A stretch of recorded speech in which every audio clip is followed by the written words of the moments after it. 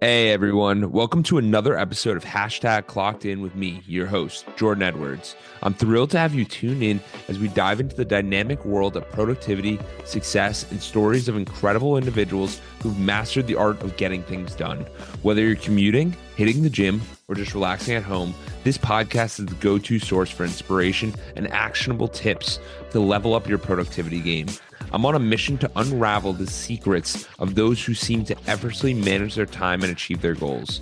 So if you're ready to clock in and unlock your full potential, you're in the right place. We've got a lineup of amazing guests, industry experts, and thought leaders who will share their insights and strategies to help us crush your to-do list and make the most out of every moment. Get ready to get inspired, motivated, and equipped with the tools you need to supercharge your productivity. This is Clockedin with Jordan Edwards.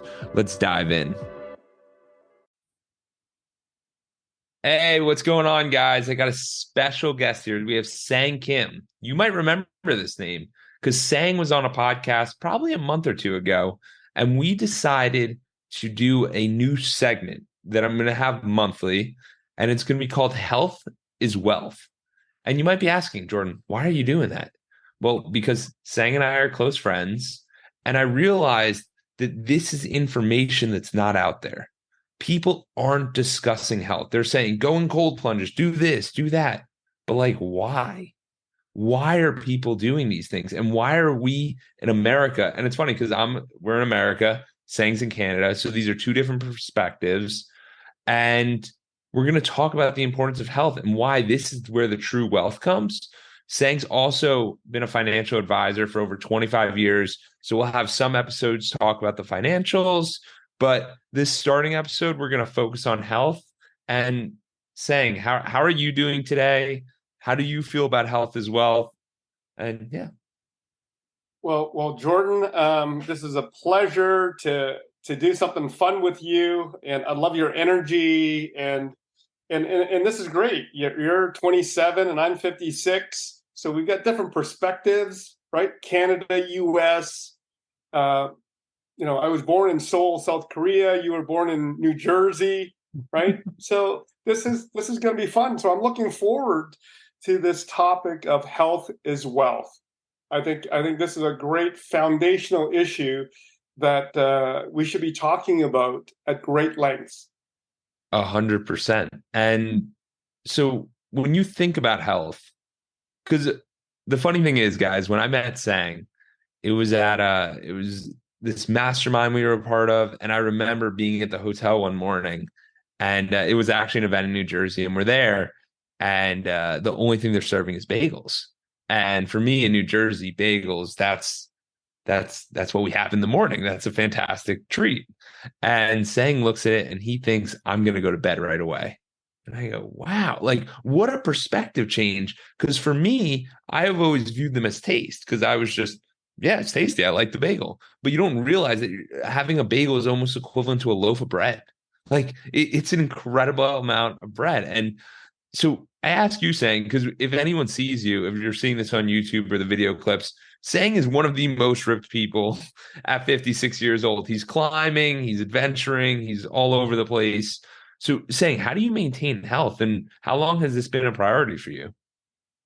Yeah, I would say that ever since I was a fat, little chubby kid growing up in Scarborough, which is the east end of Toronto. It's sort of like the Bronx of Toronto of Canada at the time.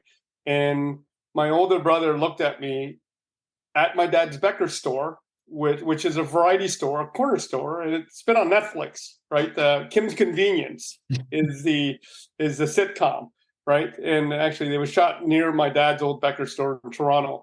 And this is the way I took the information: is that my older brother John said, "You keep eating like this, you're going to die very early," because I would eat 5, 6 chocolate bars, 5 or 6 bags of chips and ice cream sandwiches. And that was my normal diet because that was accessible and it was free to me because I was there at my dad's store, right? And then he says to me, saying, you keep this up, you're going to be dead like really early in life. So you better join some sports. So he got me into soccer and then football and then eventually wrestling, which I stuck with wrestling, right? So Yeah. so that was sort of a pivotal moment, having an older brother, a father-like figure, like an early mentor, to say, you better stop behaving like this. This is serious. And I took it as serious. Like he scared the shit out of me, right? Well, it's also how often, like, yes, sometimes we hear that and sometimes it works, sometimes it doesn't. But Yeah. I think the even more important thing is that you changed your environment. So as people, it says the five people around is most likely what we're going to be like. So if we can change our environment of, wow, now I'm not in the store and I don't have candy accessible to me every 23 hours a day, and I have to run on the soccer field. Okay, I can't get the candy bar. Like, so I think change of environment is super important, and anybody listening can utilize this tool as a way to change their space, change their environment if they're not happy with where they're at. Because this health thing is not just about looks. It's not just about that. It's about how you feel.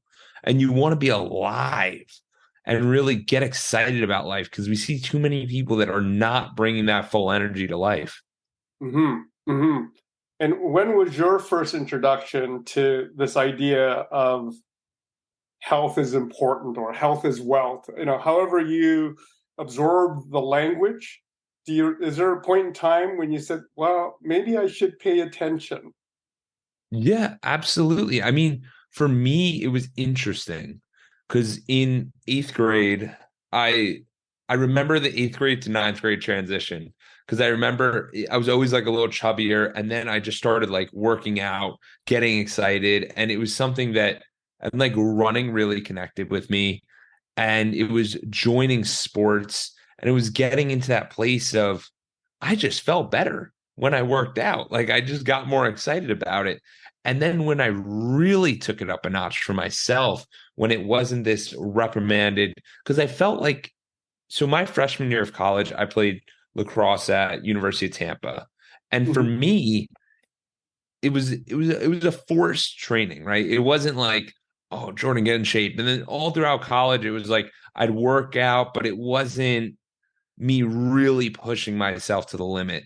And the eye-opening one was 2019, when I challenged myself to run a marathon, because Mm. that one was like, wow, you compounded anything you do consistently enough, you will improve. Most of us just don't give us enough time to compound it. Like, so for Mm. example, with Lake Tahoe, I ran 26.2 miles, which is absolutely incredible. It was challenging, but what people don't realize is 2 weeks before I ran 20 miles. A week before that was 19. So you're keeping that consistency every single week. And it just felt earned. And it was something that I was like, wow, no one can take this away from me, because you have all of these wealthy people who might buy a nice car, nice house, nice whatever, can't really buy a nice body. Can't buy that feeling of looking at your Fitbit or your Whoop and seeing your resting heart rate at 47. You can't buy that. You got to train for it.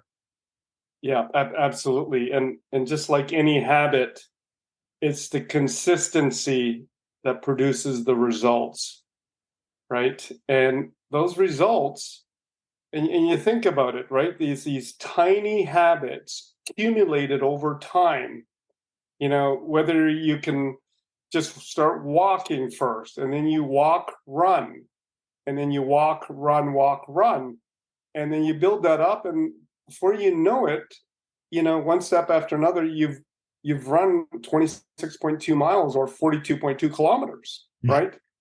And I think it's a great feat. And my before I had kids, yeah, I completed 7 full marathons and Oh, lots of wow. half marathons, lots of 10Ks, lots of shorter races. But it was a friend of mine, Glenn Yanamitsu. He was like an early mentor of mine that recruited me to the University of Western Ontario, and he challenged me after my collegiate wrestling career was done. And he said, "Hey, I don't think you can run a marathon."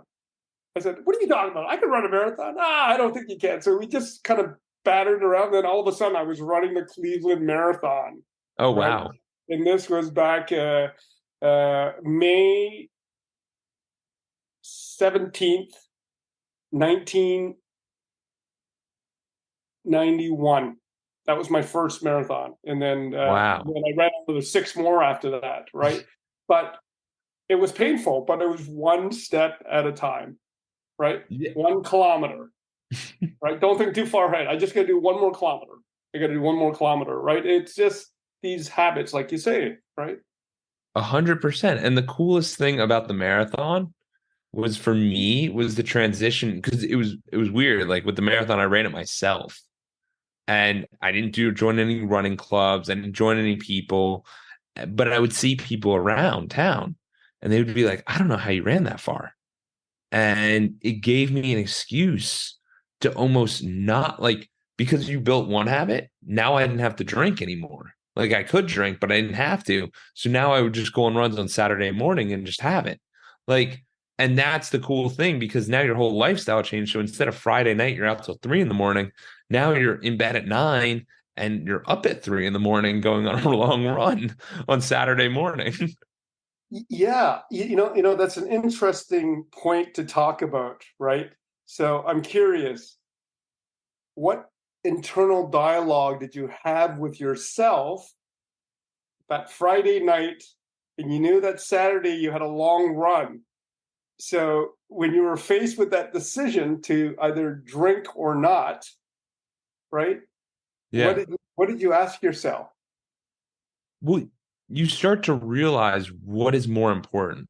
Ah, And we start okay, to look at things in this length of, and this during that time, when I think back to it, it's very short-term goals versus long-term goals. right. So what is going out with friends? Short term.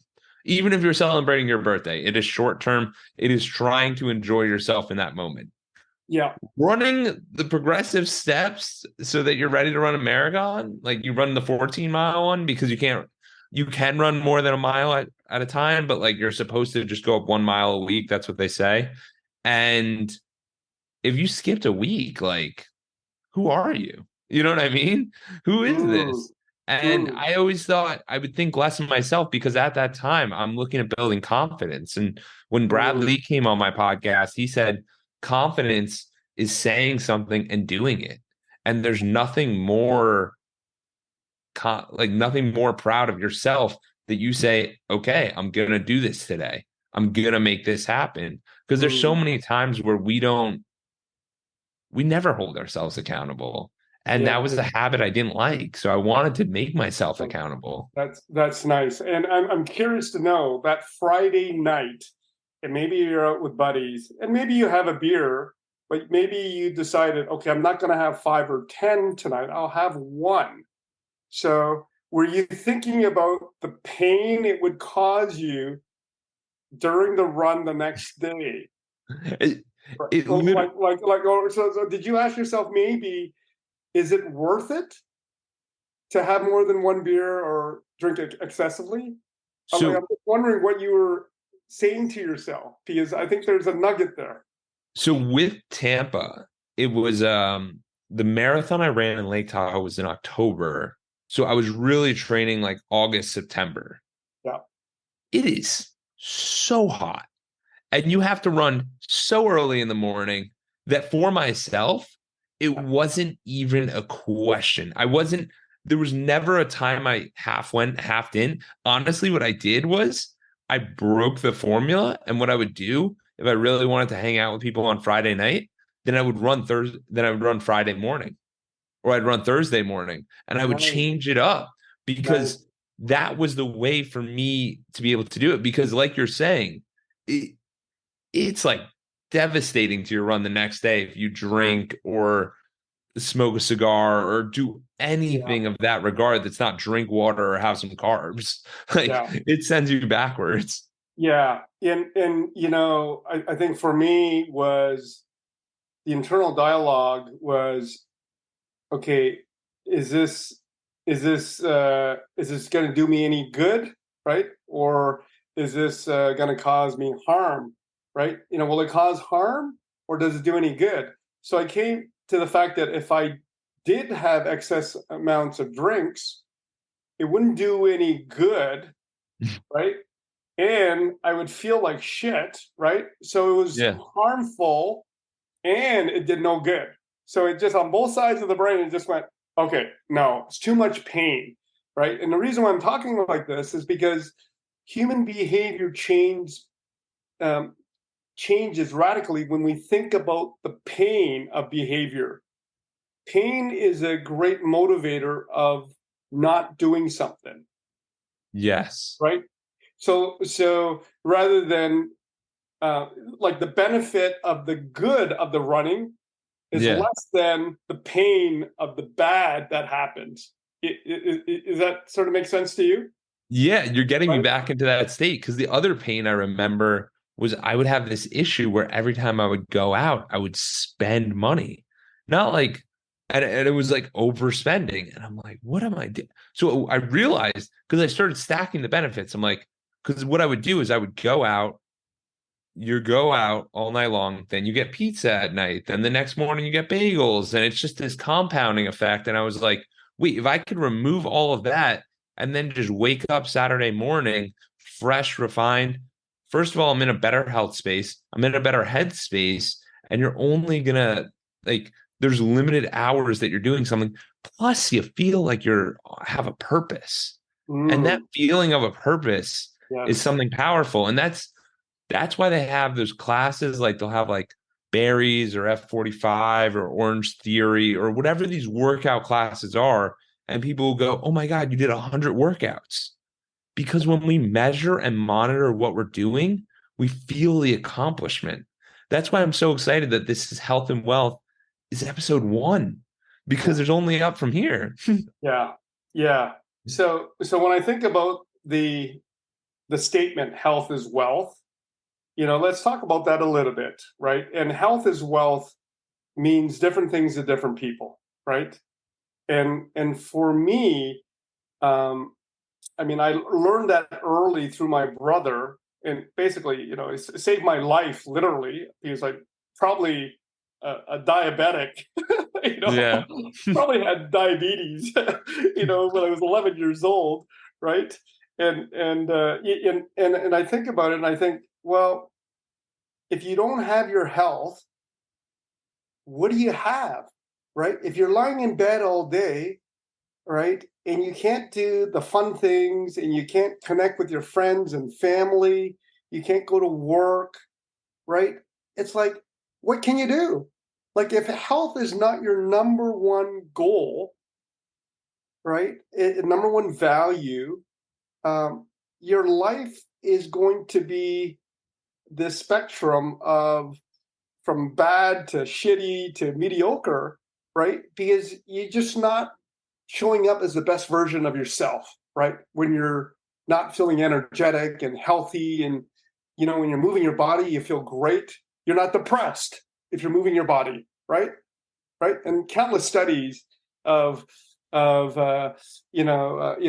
depression, anxiety, depression type of meds versus exercise, and exercise on its own outperforms any of the antidepressants as a whole, right? There's many clinical studies showing that, right? And I think that's even a fascinating thing in its own capacity because most people don't.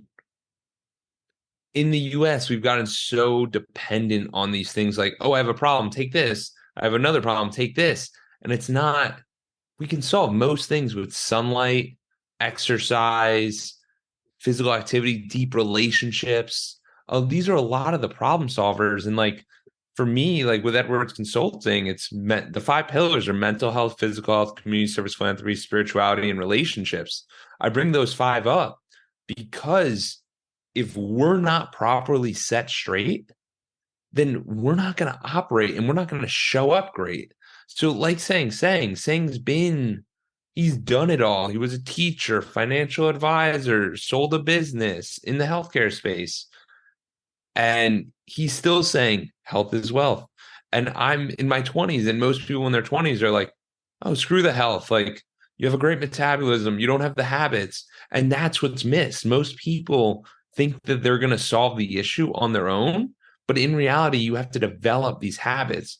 Saying, when you say health is a habit, and what would you say your top habit is? You know, there's just there's an accumulation of habits that you accumulate, and when you have all these tools, you recognize what you need in that time in your life or that day, right?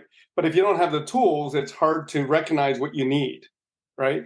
So for example, um, I mean, there's periods of time when I've had to meditate every day for like 4 months straight because there's so much going on in my life. And that moved the needle the best because cortisol levels rise in the morning for human beings, right? And that's And just, it's a so, physiological benefit from when we were Neanderthals, right? We needed to so, be awake because the saber-tooth tiger was lurking, right? We need to be awake when the sun was up, right? so So saying you're a genius. I just want to interrupt really quick. You're a genius. What does cortisol even mean? Just to yeah, I mean, simplify it. when you think about cortisol equals stress, right? Okay.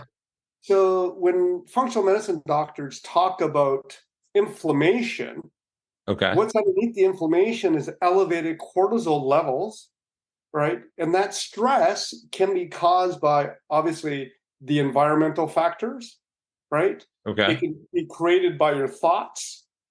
And Okay. also for many Americans, we know that 93% of Americans have a metabolic issue, right? And that causes a lot of stress. And obviously the food one consumes can cause you an inflammatory response and elevate cortisol levels. So most of us are creating a lot of the stress from the type of food we're eating unnecessarily. So our lifestyles, just if I'm getting this right, so our lifestyles are causing stress, and then we eat a certain way, and that causes more stress, and Yeah. then and it's just a stress ball. And then when someone freaks out, everyone's like, "Why are you acting like that?" And Yeah. meanwhile, they don't have control because they don't have the tools, like you're saying, or they're not aware of the information, which is why I'm so happy we're doing this. Yeah. Yeah. And you think about it, you think about some of the basics to having, you know, really good health is, and a lot of us, I mean, we can control these things, right? And you think about, right, getting a good night's sleep, hydration with the type of sea salt. So I'm going to be experimenting with Celtic salt, right? Okay. It has other essential minerals. Um, and you've got a non-inflammatory diet, right? Okay.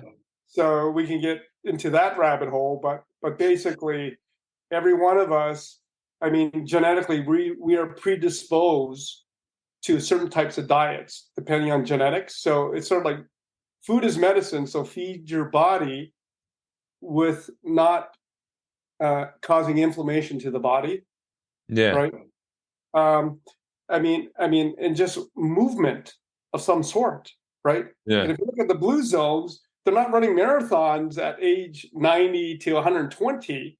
They're walking every day, and physical activity is part of their daily exercise. It's built in, right? It's not they don't go to the gym. The five blue zones with the highest concentration of centurions, right? Exercise is a part of their daily activity. Walking is the primary form of exercise. Climbing stairs, right? Right. And So it it doesn't have to be too complex, right? And I think that's the issue is that there's so many options, like I was talking about before, where there's 100 different gyms, there's a million different people, and we just don't know where to get started. And Yeah. sometimes it can be as simple as walking. So, like, whenever I have a client, I recommend them to get like a Fitbit, like which is what I'm wearing. Because if Yeah. you don't have something that measures and monitors Yeah. your steps, your heartbeat, all of that, you're lost. you have no clue. No. You have no clue what's going on, because the thing is that if we know, okay, today I only did 3,000 steps. Fantastic. At least you have a baseline. Not, I felt like I walked today. What does that even mean? Yeah. And most of the time we live our life like, oh, did you eat well? And I do this all the time. Did we eat well? Couldn't tell you what I ate for dinner 3 days ago. I think I ate well. I don't know. Yeah. Yeah. Yeah. There's so many aspects of it, but I think, one of the fundamental principles uh, that I would say is basically, listen to your body, right? Like, when you eat something and you don't feel right, Yeah. something's wrong, and you're probably creating inflammation, right? Okay. And right, so really, you end up, when you're really sensing your own body, you're your own best doctor, per se, right? Yeah. Because you really listen to your body. Like, if you have dairy and you have diarrhea, well, guess what? You're probably lactose intolerant. Your body's reacting to it, right? Pretty If obvious you giveaway. right, if you eat a lot of gluten and bread, right? But if you eat bread from Italy, it doesn't affect you the same. It's not this process. The gluten is actually dwindled right down, right? Yeah. So I'm really sensitive to carbs, right? And I know that. So I'm feeding my body what it needs, so it doesn't cause inflammation. Life's tough enough, right? So why punish your body continuously, right? And this is, generally speaking, North Americans, we eat way too much refined sugars, anything with sweeteners, sugars, complex carbs, and there's a whole slew of things in that bucket, right? Yeah. Eating out of a box with all the chemicals, right?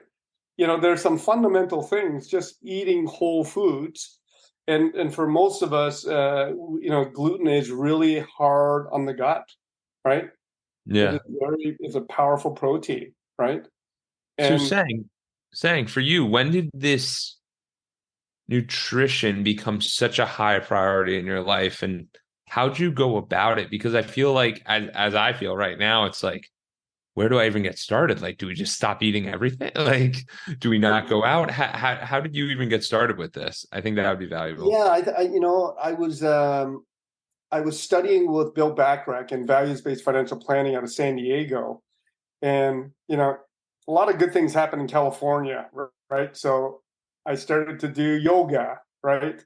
And I experienced a world-class functional medicine doctor out of San Diego, Dr. Charles Moss, right? And he created the book, The Elimination Diet, right? And he was Eastern and Western medicine trained.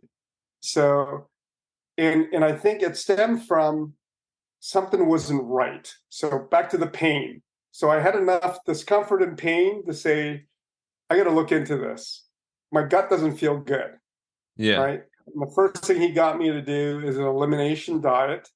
Got rid of, like, I wasn't perfect, but most of the gluten, most of the dairy, right? I mean, those two are highly inflammatory for a lot of people. Yeah. Not for everybody, but for a lot of people.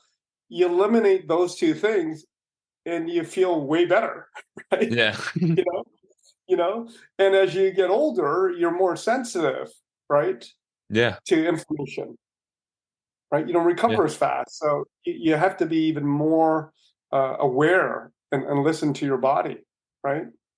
So 100%. January 2010, that's when it started, like to another level, right? Oh, really? Yeah.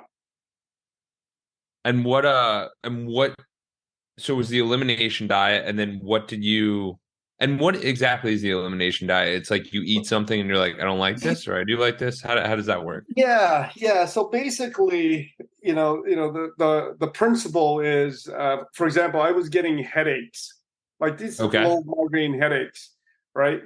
So with the elimination diet type of thing is, okay, let's remove caffeine and let's see Okay. if that is causing the headaches. So So I removed caffeine for a month, and I made sure I was well hydrated, because if you're not hydrated, it can cause a headache, Yeah. right? So, you want to make sure you're hydrated. And I removed the caffeine, and all of a sudden it was gone, right? Oh, And then wow. I reintroduced caffeine again, and then but I started using organic coffee, and the organic coffee worked out really well for me. I wasn't getting that low migraine headache anymore, right? So Okay. you eliminate one thing and test it on your body, right?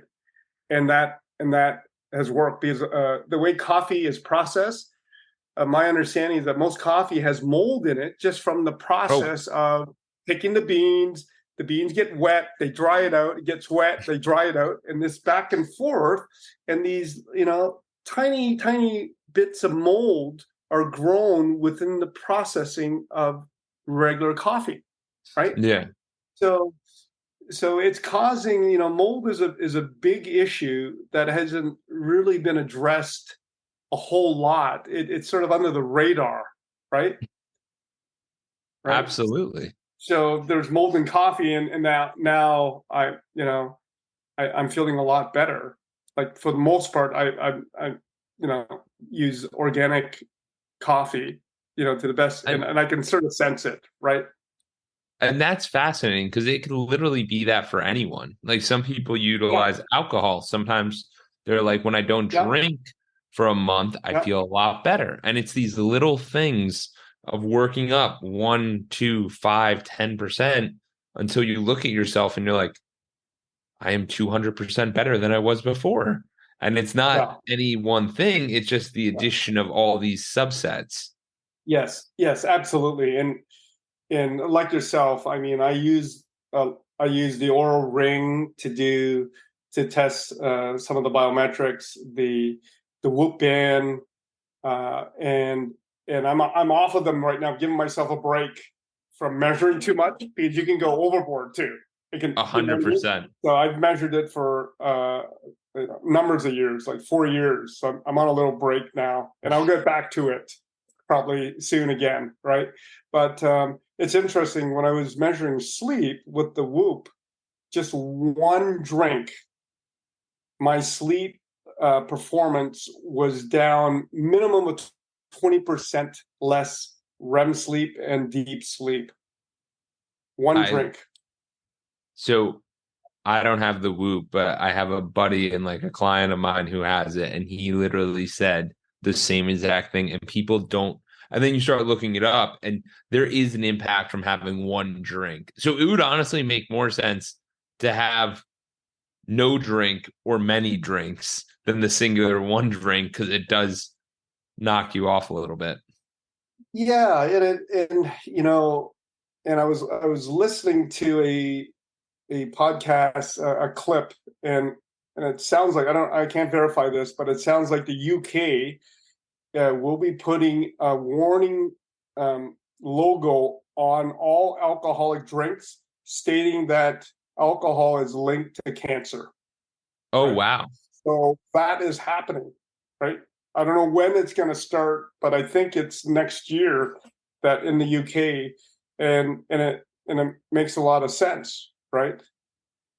The other big thing, absolutely. Because I mean, the thing is that we don't realize is that when something's legal, we tend to just, what I realize is most of the stuff we do, whether it's us right now on this podcast, right? We're looking to do something for a feeling.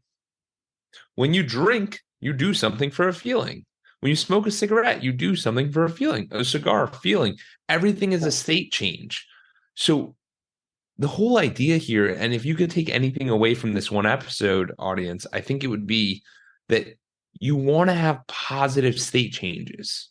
You want to have things that change your state in a positive manner. Like yesterday, I ran 6 miles in the morning. I felt great.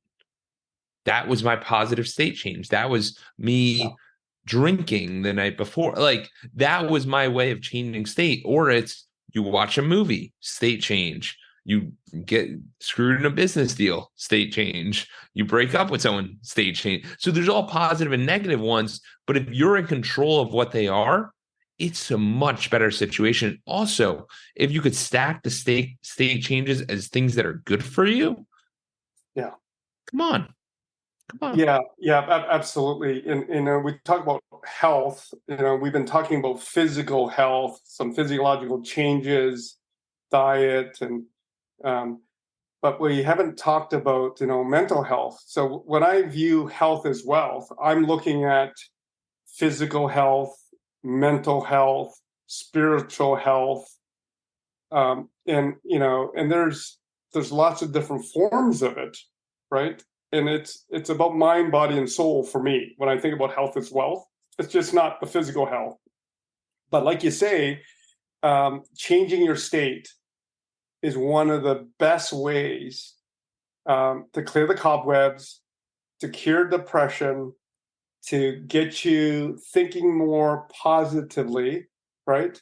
And then you stack that with your focus on what's great and not what's missing, and not I'm a failure, right? Because it's so easy to do that, right? So changing your physiology, change your focus, right? And then also change the meaning of things, right? Our brains are meaning creating machines, right? So change the meaning of things. So you didn't fail instead of I failed. No, I'm learning. I'm learning Yes. so much to get to Yeah. my ultimate goal, right? Yes. And failure is only failure if you think it's failure. Really, when you think about it. Well, how many successful entrepreneurs have failed? Thousands of times. That's why they were successful, because they failed and they learned. So they changed the meaning from failure to I'm learning. I haven't figured it out yet, but I'm one step closer, right? Mr. Dyson, the engineer of the Dyson vacuum cleaners, it took him 3,500 times to figure out the right engineering to make sure that vacuum cleaner sucked properly with the amount of force that he wanted to, right? He learned all the way up, right? He was relentless. So he Yeah. learned so much, right? Yes. And I love that. I love the stories of people's and their struggles, which we'll dive into more on this in future episodes of ourselves and our own struggles. Because the thing is that our struggles really show who we are. And the fact that you're able to go for 3,500, like I had David Meltzer on my podcast, and he talked about the concept of this idea of every no you get is closer to the yes. So if you know it's going to be 50 no's, then you'll get a yes. When someone says no, you say thank you. Good. You're not the right person. And I do this with people all the time where it's like, you say no, fantastic. On to the next, because I know that when you find the right people, it becomes a Yes. much easier process. And it's funny because people sit there and go, oh, the biggest deal I ever did in my life must have been really tough. No, most of the time they're the easiest. And people go, how can that be? It's because you linked with the correct person with the correct motivation and the correct goals. And Yeah. that happens all the time. Like there's something I'm doing in business, and it's basically where you get clients, and it's like an e-commerce kind of thing. And I was reaching out to all these different people, and I reached out to them all once, and I just followed up. The return rate was like 5%. The first time through, it was 0% because no one responded. But when you follow up, people are like, oh, who is this guy? Yeah, let's do it. And then you catch them at the right time of the week. They're like, yes. And the thing is that we don't realize is that we're so hard on ourselves, but you have to realize that everybody else has stuff to do. So it Yeah. doesn't work unless it's a win-win. Like I can't do this health is wealth call without saying. Sang can't do it without me, because Sang obviously has an immense amount of knowledge as he's speaking. I'm like, please slow down the words. Let's make this a little simpler. And he doesn't have a podcast. So I like this is a win-win relationship. And these are the types of relationships you need to seek out in the world. Otherwise, because relationship health is another thing. Yeah. Yeah, absolutely. Relationship health. And, you know, when we were talking about what's great, and Jocko Willink, right, the ex Navy SEAL, and he's got this great video, and I saw it many times. Tony Robbins, I was part of the Tony Robbins Platinum Partnership in 2018, where we traveled around the world, and I went to 13 events in 14 months, and there was this video of Jocko, and it was sort of like, shit's hitting the fan. What do you say? Good, Good. right? Your wife just left you. Good. Your business just went bankrupt. Good, right? And it was just this mindset of being unflappable. It doesn't matter what happens in the external world, you'll figure this shit out because that's not you. You control who you are and how you react. So everything is good. Doesn't matter. You'll get it solved for. You will fix the problem. You'll get to the root of it. You'll deal with it. So it really is a reminder of being in the Zen zone, whether you're winning or you're losing or you're learning, everything is good, right? And You know what I mean? yeah, It's such a great message, and I love Jocko. Right? Jocko's just like freaking amazing, right? it was my the first year out of college, I was living with this kid, Ben Bloom, shout out. And Ben literally did that same concept to the point where I was doing it. And he's like, Yeah, oh, you failed the class? Good. Like you did this? Good. And it's this whole concept because when you get like it's funny at first and we're all smiling and we're like, yes, but when it becomes your default, where someone goes, oh, didn't get that client? Good. Like this happened to you? Good. But then it's also on the other side, oh, you got 10 new clients. Good. Like it's the same good. You're not running up highs and low, going down real yeah, low. It's always this yeah, neutral, and people don't realize that, but they think he's only talking about the negative, but he's really talking about everything. Because if we always yeah, look at life as good, that changes our perspective. And that's why, like each night for dinner, when I sit down, I used to do what are you grateful for to start the conversation. Sometimes I yes, still do that. But the other one I use is what's a win that you have this week or today? yes, And yes, sometimes people are like, I don't have a win. I go, you got to win. Give me something. Sometimes they're like, I woke up and I'm having dinner with you. Fantastic. That's a win. Whatever you want the win to be. absolutely, And that absolutely, that sets up a great conversation for if you're looking for a deeper conversation, because this whole TV dinner thing is not good for deep relationships. If we're going to talk about some relationship health, it doesn't help when you're sitting there watching television and you like yeah, spilled a little bit and they're like, why are you spilling? And it's like, don't do that. You have yeah, to sit at a table, no phones, be present. Yeah. yeah, yeah. This sort of reminds me of when, um, when I was married. My ex-wife would say, can you make the bed? Right? I was always in this rush to get to work and get going, and you know, and I rarely made the bed, right? And until I got to, and we've all seen this video online, and it's I forget his name, the admiral of the U.S. Navy, and he talks about, you know, why you should make your bed in the morning, and I never connected the two pieces, Yeah. but my interpretation was you make your bed because it's your first win of the day, right?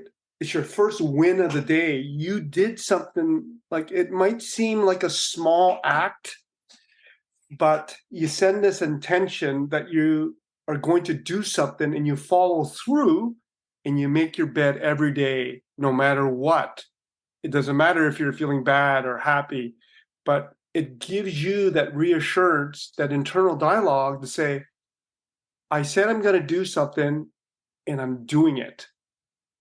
And that is so important, so that at the end of the day, you can look at the fact that you can do the little things as well as the big things, but those little things add up, Yeah. right? Right? It's a little goal, but that actually changed my perspective on making my bed. And then it did affect other parts of my life to follow through. And, you are your word, right? We only have our word, And right? that's why prior to this call, like my fiance Madison made a protein shake, and I was like, I'll clean it up. So it was left in the sink, and I'm like, if I come on this call and I don't clean it beforehand, she'll clean it herself. But I said I'll clean it. So I went to go clean it. And it's not the little things or the big things. It's just us realizing that whatever we say we're going to do, we have to do. And that's why I love that saying how you had a perspective change and you share that, because I hope someone in the audience wakes up and has a perspective change where it's like, oh, I never thought about it that way. I never thought how this could, because you don't ask it. You probably think, oh, this is a nagging thing. This is something that they Yeah. want me to do. This is an annoying thing. Not, this is an empowering thing. This is a breakthrough thing. So if you go to something you don't like the activity, it can be, how can this be empowering for me? That's a Yeah. good question you could ask yourself. Yeah. Yeah. Absolutely. I mean, with the coaxing from my business partner, Neil Burness, he took the landmark form course many moons ago and really encouraged me to take the intro course. And I took it, and it was so powerful. But one of the things I learned was, you are what you say you are, right? And if you are your word, right? And at the end of the day, that's all you got. If you say you're going to do something, right, you do it, right? And it is very soulful when you complete that for yourself. Never mind for the others, but for yourself, right? It's very empowering, right? Yeah. And you bring up a good point, because a lot of people want to always rely on others. They want to have others teach them. They want to have others help them. And the worst thing someone can do is have others make them happy. Because the truth is, you have to make yourself happy and you have to wake up. And the reason we're doing this call today, this Health is Wealth, episode 1, is because I want this to be the episode you listen to where you're like, oh no, I have to change my life. I have to change my perspective. And by listening to us, you're part of the circle. You know what I mean? These are the 5 people you're listening to. These are the 5 people you're thinking about. And people don't realize that you can get that not from, you don't need friends. You don't need colleagues. You can have the internet now, where I was listening to different people speaking throughout the day, and cool, now they're part of my circle. You don't realize Yeah, that there's virtual mentors out there. There's people out there yeah. that are always helping. Absolutely. And This it's sort of free. reminds It's me. free. Yeah, and it's free. Yeah, YouTube is amazing. Um, and I went through this period of time, and it was so weird. I I didn't know why I could not eat salads, like loose, vegetables, lettuce, from a bag, organic, and you put it on your plate. And I would go buy these salads, and I didn't know why. And I was always throwing them out, right? I'm thinking, why am I buying these salads? Well, I know it's healthy. I need my fiber, eat the salad first type of thing, right? And then Yeah. your fat, protein, and then save your carbs last so that you don't get a sugar spike, right? So Okay. so back to the lettuce, I'm thinking, okay, so I had I had meditated on it. So I did one of these Joe Dispenza meditations or one of these other meditations, and I just asked myself, what's up with these salads? Why can't I eat it, right? And why am I throwing them out? And so I just asked myself questions in this meditative state, right? So I came out of it, and I went, oh shit, I think that eating a salad is girly. I think the meaning I attached to eating a salad was not positive, you know? Yeah. So so it took me few hours of these incantations that I learned from Tony Robbins.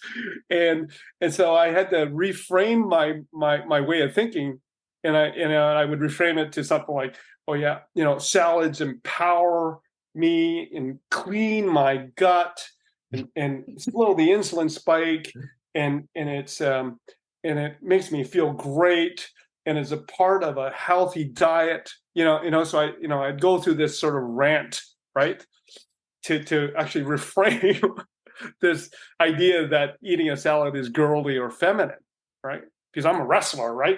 I don't think that, right? But it's Yeah. so strange. And then I had to do this incantation for a while, and then I was able to eat these salads. But it wasn't until I slowed down and I reflected and then went into, I go into a meditation and think about it, right? Yeah. And, and your soul knows the answer. You just have to Yeah. ask it. It's And you all got to it's ask all the there right, within us. you got to ask the right question. Ask So, the right question. so saying, as we're winding down the first episode, what action step or what tip do you want to leave with the audience that they can take away that they should apply to their life where you think it would make a big difference for them? It could be a very little thing that would make a big difference. We've had a ton of tidbits throughout the episode, but what do you Yeah. think would be the best? Yeah. I always go back to Tony's triad, right? When we're stuck on something like our health, right? That triad, change your state, right? Go for a walk. Don't make a decision when you're in a low energy state, right? Go for a walk, exercise, right? So that's changing your state through exercise, right? And then Yeah. watch where your focus is, right? What are you focused in on, right? Yeah. And then the language you use. So there's that triad, right? So what I find is that when I go back to the triad, I can solve for where I'm stuck quite often, right? And most Yeah. of the time, I've got to change my state. Go for a Yeah. walk, think about it, and we all have done this before. Just do it consciously, right? So think about that triad. That's where it's a good foundational piece to use when you get stuck on anything. I love it. And to just add a little additional part to state change. A state change, when I think about it, is like, say, remember when you were younger and you were getting ready for a sporting event and you just started jumping up and down, getting pumped up, and you're in this high energy state? That's how you want to go through life. So everyone's got their own state change, but you want to be in a great state when you're like, should I do this? Should I do this? Should I not do this? Should I, like, whatever it is, you want to be in a great state, not like, I don't know how I feel today. There's a difference when you're like Exactly. that versus I don't know how I feel. Of course, you're going to say no. You're going to be bogged down by the world. And people are like, it's like, come on, man, wake up, wake up. You got this.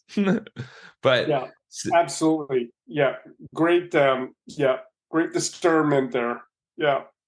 absolutely saying this has been incredible. I'm so excited for episode 2 to come. And I think we provided a lot of value. We covered a lot of different areas. And if anyone has any interest, shoot me an email at jordan@edwards.consulting. And I'd love to hear your thoughts. Leave a comment on the podcast, learn what you enjoy more, and we can kind of cater to that. But yeah, in the other episodes, we're going to talk about mental health, physical health, financial health, spiritual health, relationship health, all the different types of health, because health is wealth. Thank you, Sang. I can't wait for episode number 2.